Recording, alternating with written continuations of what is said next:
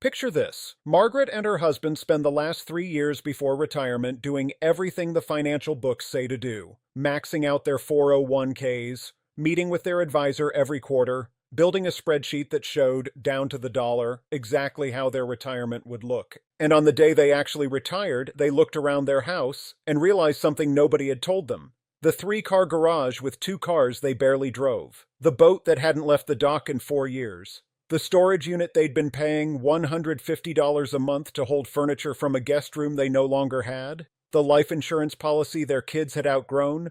The drawer full of things their collector friends said were definitely worth something. They had done everything right financially, yet they were still sitting on tens of thousands of dollars in idle assets, things that were costing them money every single month, that could have been cash in their retirement account instead. So today, we are going through 10 things that are often worth evaluating before you retire. For each one, we'll discuss what it may be worth, what it costs to keep, and why the timing of the decision can matter just as much as the decision itself. So, without wasting any time, grab a notepad and let's get into it. Number 1, the second car. Or the one that mostly sits in the driveway. The average American household owns more than one vehicle. In the working years, this makes sense. 2 jobs, 2 commutes, 2 different schedules. But retirement removes the commute from the equation. 2 people who are now home together, traveling together, errand running on largely overlapping schedules. Do they actually need 2 cars? For most households, the honest answer is no. AAA's most recent analysis of vehicle ownership costs puts the total annual expense of a single vehicle is about $11,600 once you count insurance, fuel, maintenance, depreciation, registration, and any remaining loan payment. That's not the cost of 2 cars, that's the cost of 1. A household running 2 or 3 vehicles, one of which mostly sits between weekend errands and the occasional trip, is carrying somewhere between $20,000 and $36,000 a year in vehicle costs for a level of convenience that retirement no longer requires. And there's another practical consideration. Large SUVs and low-slung luxury sports cars, both popular during peak earning years, present real physical accessibility challenges as our body ages and joint mobility changes. A retirement vehicle that is easy to get in and out of, fuel-efficient, dependable, and comfortable is worth thinking about now, rather than after you have already brought 2 of them into a fixed income. The vehicle that typically makes the most sense to sell is the one with the least remaining useful life, the older, higher mileage vehicle that is likely to start generating repair costs in the years ahead. Selling it before that maintenance curve arrives captures more value than selling it after a significant repair. Moving from 2 vehicles to 1 can free up several $1,000s in cash and could eliminate $4,000 to $6,000 in annual carrying costs. That is not a small number on a retirement budget. Number 2, the house that's too big for the life you're actually living. No decision on today's list has a bigger financial impact than this one, and the decision in itself is complex enough that I want to give it the time it deserves. For most Americans, their home represents their single largest asset, and for a lot of pre-retirees, that home was designed for a completely different life, a family that's now grown and moved out, a neighborhood you commuted from for 30 years, a yard and a mortgage sized for income you're about to stop receiving. And here's the figure that matters. Housing studies estimate that even mortgage-free homeowners spend an average of $21,000 per year on housing, property taxes, insurance, utilities, and maintenance combined. In expensive markets, that number is significantly higher. That is $21,000 of retirement income that has to come from somewhere every single year to maintain a space that may be far larger than you actually need. Current IRS rules provide an important advantage. Under current IRS rules, qualifying homeowners can exclude up to $250,000 in capital gains from selling a primary home, which can be $500,000 for married couples filing jointly, completely free of capital gains tax, as long as you've owned and lived in the home for at least 2 of the last 5 years. In a housing market that has appreciated significantly over a long holding period, this exclusion can shelter a very large gain from federal taxes. Not all of it, necessarily, but a lot. Downsizing isn't only about unlocking equity, it's about permanently lowering your monthly cost of living. Every dollar you stop paying in property taxes, maintenance, and utilities is a dollar your retirement savings don't have to generate. A smaller, simpler home can shave $800 to $1,500 per month off your fixed expenses for the rest of your retirement. But I want to be honest about the emotional weight of this one, because I think pretending it is purely a financial decision is a disservice. The house where your children grew up, the backyard where holidays happened, the neighborhood where your whole social network lives, these are real things, and letting them go is a real grief. But the couples who do it on their own timeline, proactively, before retirement starts, almost universally say the same thing afterward. The lightness was worth it. One practical way to think about it is this. Is this house serving my life right now, or is it serving a memory of my life? Both can be true, and only you can answer it. But if the house is costing you $2,000, $3,000, $4,000 a month in combined taxes, insurance, utilities, and upkeep, for space, you mostly walk past. That is real money that could be funding the life you actually live now. Number 3, boats, RVs, jet skis, and recreational vehicles that go out twice a year. This one requires the most honest self-assessment on the list, because the emotional attachment to these items tends to be very high, and the actual usage often doesn't match the emotional attachment at all. Every recreational vehicle combines 3 separate cost structures. It has insurance like a car, it has storage like a piece of furniture you cannot fit anywhere, and it has maintenance like a small engine that only runs occasionally, which is actually when engines are hardest on themselves. Add those 3 together, and the annual cost of owning a boat you take out 5 or 6 times a summer is almost certainly well above $3,000 to $5,000, and often significantly far more for larger boats or motorized RVs. The honest question is not, do I enjoy boating? The honest question is, at what I am paying annually to own this thing, could I charter or rent a comparable experience the number of times I actually want it and come out ahead?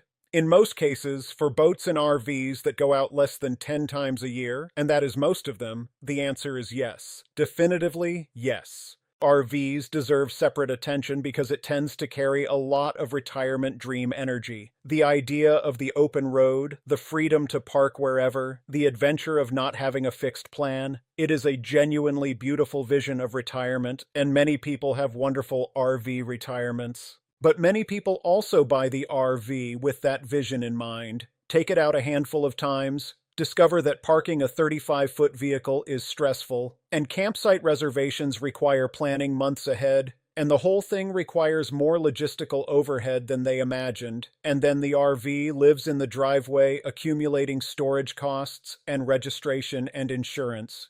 If you have had an RV for more than 2 years and you can count the trips on one hand, it may be time to let it go. The market for used RVs and boats is real, and the cash unlocked plus the annual cost eliminated is often a meaningful contribution to a retirement income picture. Number 4, the timeshare.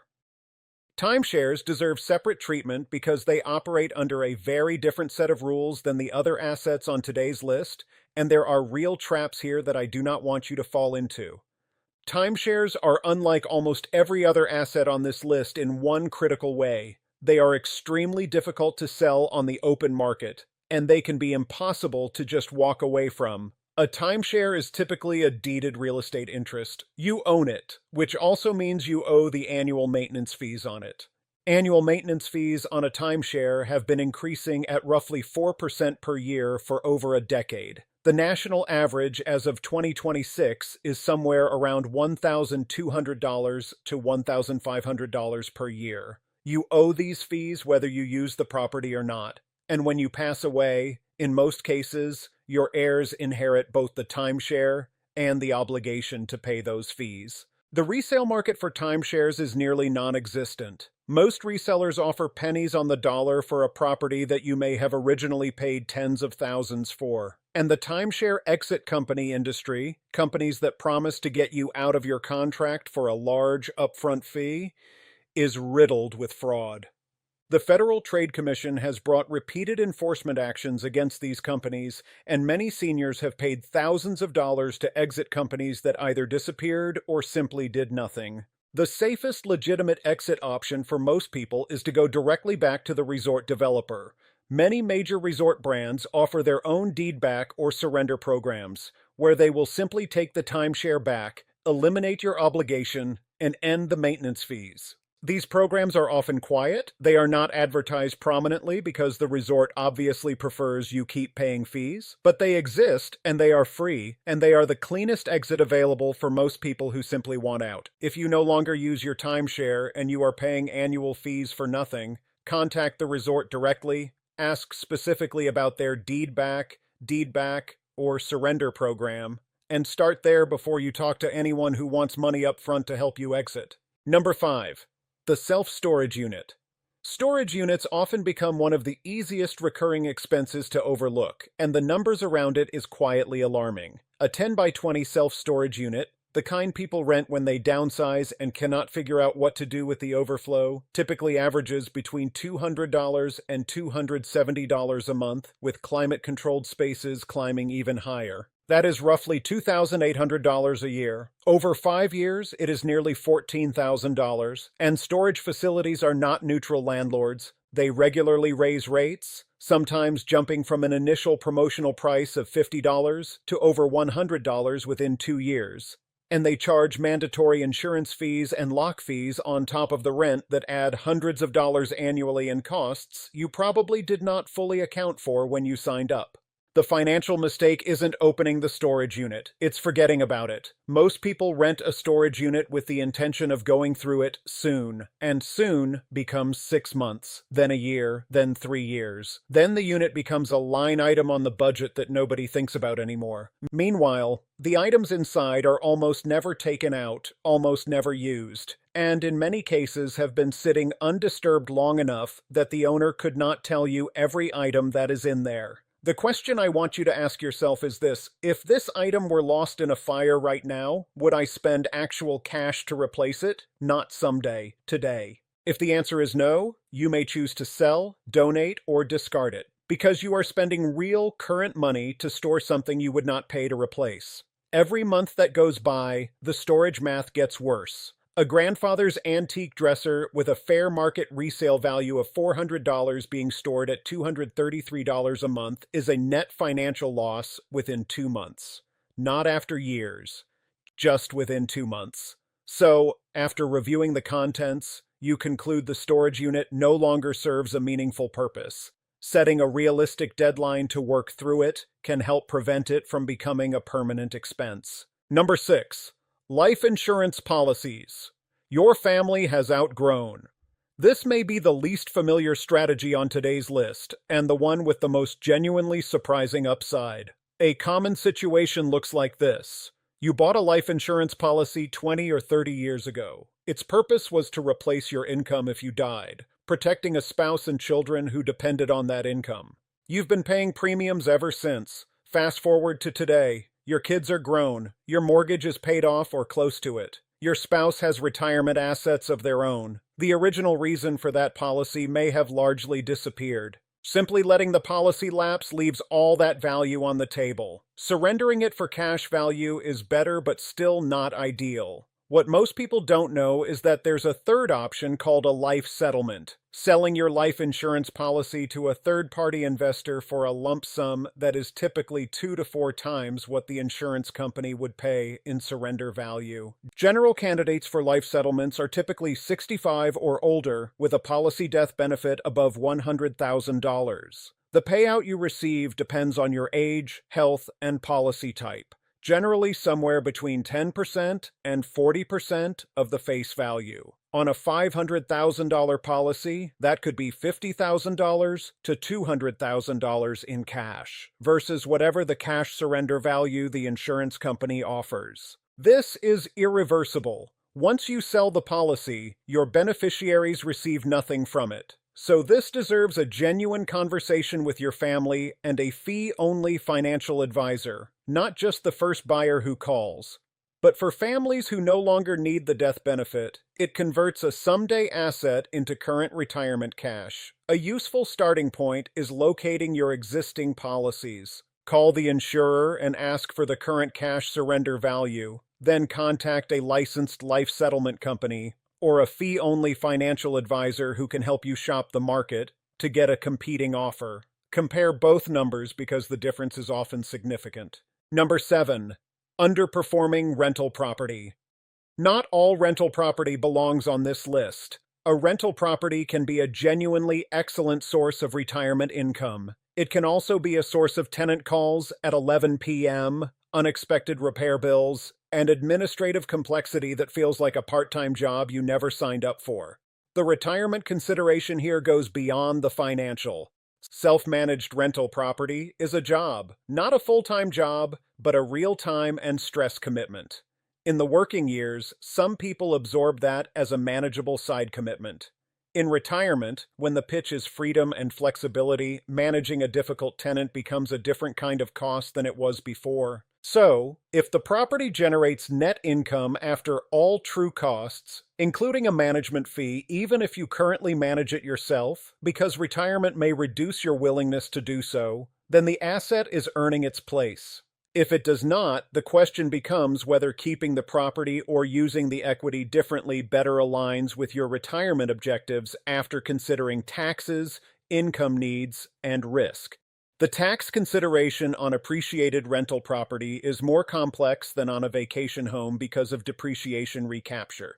When you sell rental property, the IRS recaptures the depreciation deductions you took over the years of ownership at a rate of up to 25%, on top of any capital gains tax on appreciation above the cost basis. This is not a reason not to sell, but it is a reason to run the numbers specifically before listing, ideally with a CPA or tax advisor who can model the actual net proceeds. And if you like the income but not the landlord duties, there is a middle path. A 1031 exchange into a Delaware statutory trust, a DST, lets you defer the capital gains and depreciation recapture taxes while converting your active rental ownership into a fully passive, professionally managed real estate investment. You collect income. Someone else handles the tenants and the roof. Worth exploring with a real estate-focused CPA if full liquidation feels too costly tax-wise. Number 8. Business assets and partial ownership stakes. This one applies to a smaller portion of the audience, but when it applies, it tends to be one of the most financially significant items on the list. If you own a business, fully or partially, retirement planning eventually forces every owner to address one issue they've often postponed. Is the business something that transfers cleanly when I am not actively working in it, or is the business essentially me? A business whose revenue and client relationships depend primarily on the owner's direct involvement and personal reputation is worth considerably less as a sale candidate than a business with systematized operations, recurring revenue, and management that functions independently. The value of a service business where the owner is the primary producer tends to decline in the years before retirement when the owner begins to reduce involvement, which means the highest value window for a sale is typically 2 to 5 years before the intended exit, not at the exit itself. The same logic applies to partial ownership stakes and minority interests in private companies. These are illiquid assets by nature. You cannot sell a minority interest in a private business on a Tuesday because you need the cash. But if a co-owner buyout is available, or if a sale event for the full company is possible within your planning horizon, structuring that conversation before retirement gives you more options than waiting until your financial situation requires a specific outcome. The practical step is that if you own any business interest, get a business valuation, not a rough estimate, an actual valuation from a credentialed business appraiser, and have that conversation with your partners or your M&A advisor well before your retirement date. Number 9. Non-essential real estate and land. Beyond a vacation home and a rental property, a lot of people in the pre-retirement years are holding real estate in categories that are even easier to overlook. inherited land that has never been developed, a family cabin held through an informal family arrangement rather than a properly structured entity, raw acreage purchased decades ago as a speculative hold, or a commercial lot bought with intentions that never materialized. These assets share a few structural characteristics that make the pre-retirement window a good time to evaluate them. They typically generate no income. They generate annual carrying costs and property taxes, and in some cases, maintenance obligations. They are illiquid. Selling raw land or undeveloped acreage takes longer and involves a more limited buyer pool than residential real estate.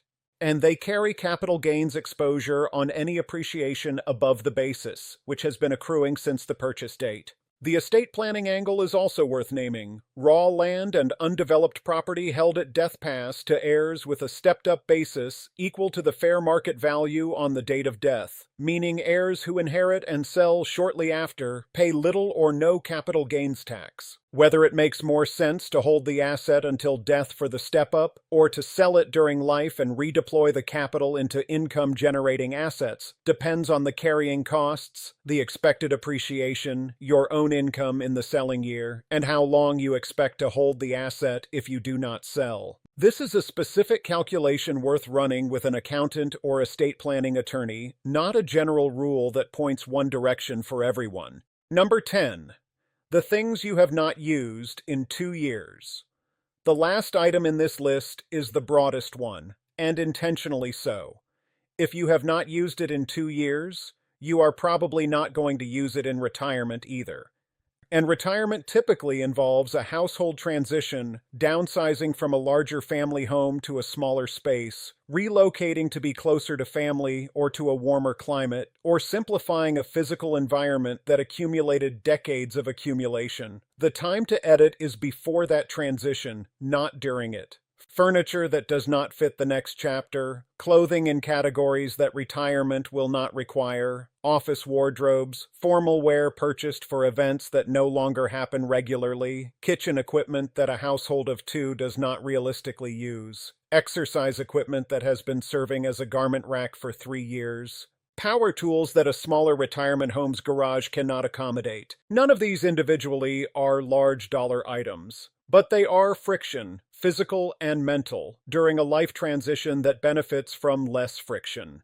And the aggregate proceeds from selling rather than donating or discarding can be meaningful. An estate sale or a well-run downsizing sale of a family home's contents can generate several $1,000s that donating to charity does not. And the emotional note here, which I think is worth acknowledging directly, some of this is genuinely hard. The table your children ate at every morning growing up. The workshop tools that were your father's before they were yours. Retirement transitions involve real sorting of what belongs in the next chapter and what was part of the last one. That sorting is worth doing intentionally on your own schedule before circumstances force it. Now, all of these 10 items point to a broader retirement principle that's worth understanding. Retirement portfolios are vulnerable to a specific risk in the first few years after you stop working. If the market drops significantly in years 1 or 2 of retirement and you are forced to sell portfolio assets at depressed prices to fund living expenses, the long-term damage to your portfolio is disproportionate because those dollars cannot participate in the eventual recovery. This is called sequence of returns risk, and it is one of the most important and least discussed concepts in retirement finance. For households that decide to sell underutilized assets before retirement, doing so may reduce the amount you need to pull from the portfolio in the early years of retirement. It gives your invested assets more time to compound before being drawn down. And it eliminates monthly carrying costs that would otherwise require portfolio withdrawals to cover. Many retirement plans aim for a combination of maximum investable capital, minimum monthly obligations, and a portfolio that does not need to be touched for the first several years of retirement because other income sources cover living expenses. Everything on today's list moves you toward that profile. Before I wind up, here's a practical way to use what we've covered. One approach is to start by going through every category we covered and write down the ones that apply to your specific situation, not the ones that might apply, the ones that do. Next, focus on whichever asset represents the greatest financial value: the vacation home, the life insurance policy, the business interest, the rental property. Schedule a specific conversation with the relevant licensed professional. A real estate agent for a market value estimate on property, a fee-only financial advisor for a policy review, a business valuator if you have a business interest, and finally, get the items that require professional evaluation actually evaluated. Market value estimates, tax modeling on appreciated assets, cash surrender values on insurance policies. You are not committing to sell anything. You are gathering the information you need to make the decision clearly. Understand that the goal is not to liquidate everything. The goal is to enter retirement holding only the things that either generate income, will clearly generate joy in a way that justifies the cost, or will be used regularly in the life you are building. Everything else is capital waiting to be redeployed. And throughout all of this, give yourself permission to let go of the version of yourself that needed these things. The house that was sized for the family, the boat for the fishing trips you planned on, the business that defined your identity for decades. Retirement is not the end of who you are. It's the beginning of a version of you that travels lighter. If today's video gave you an item from this list that you are considering to look at this month, tell me in the comments. And if you have a friend or sibling who's within 5 years of retirement and hasn't had this conversation yet, share this with them. The best time to make these moves is before you need to, and the second best time is right now. If you find this video helpful, consider subscribing. Take care, and I'll see you in the next one.